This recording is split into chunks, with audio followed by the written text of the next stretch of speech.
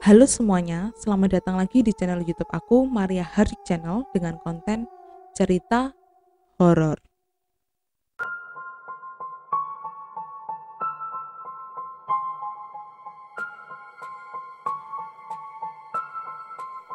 Di antara semua jenis bangunan, rumah sakit kerap dianggap sebagai bangunan yang paling menyeramkan.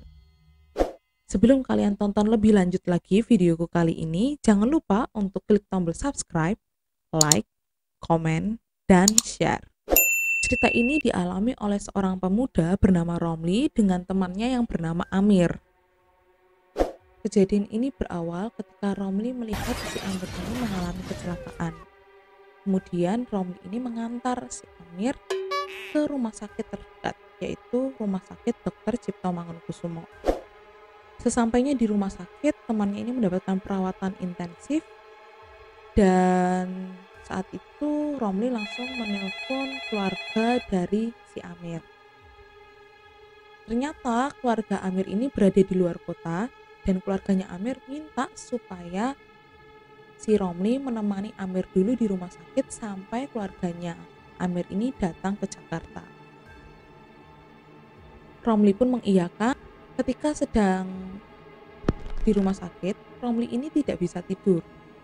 Sampai pukul 11:30 malam, dia juga belum bisa tidur dan kemudian berinisiatif untuk membeli kopi di kantin rumah sakit.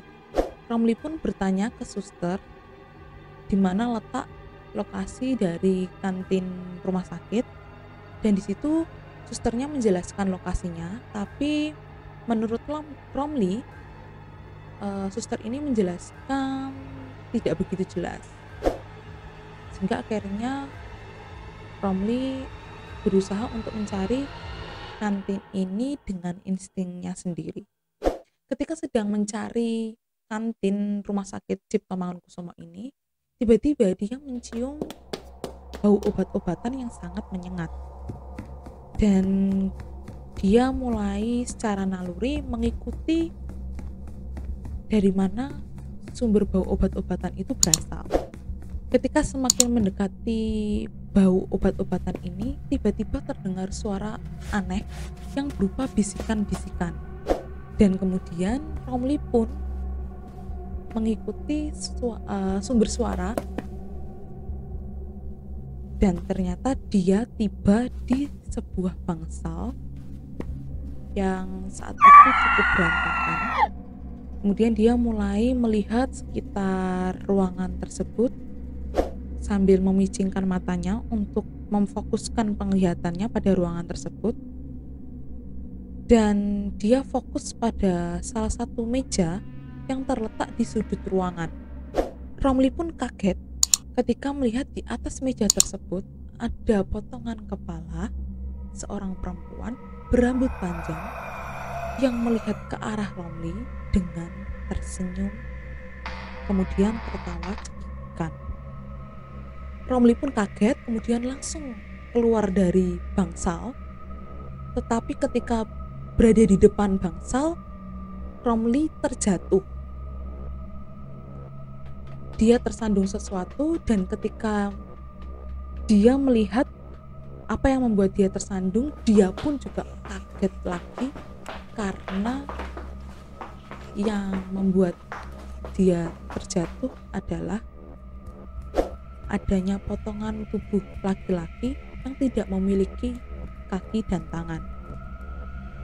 Romli pun berlari dan menabrak satpam yang sedang bertugas pada malam itu. Pak satpam ini kemudian mengantar Romli ke ruang satpam dan memberikannya segelas air minum untuk menenangkan si Romli ini.